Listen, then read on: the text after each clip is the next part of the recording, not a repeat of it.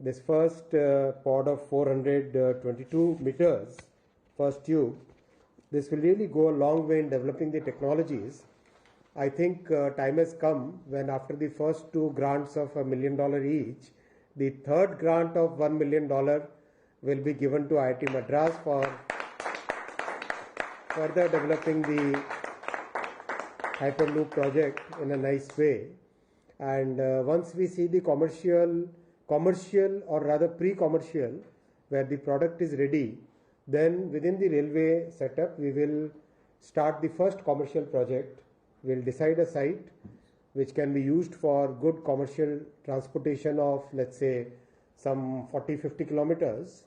That kind of site we will decide, and then we will go for it.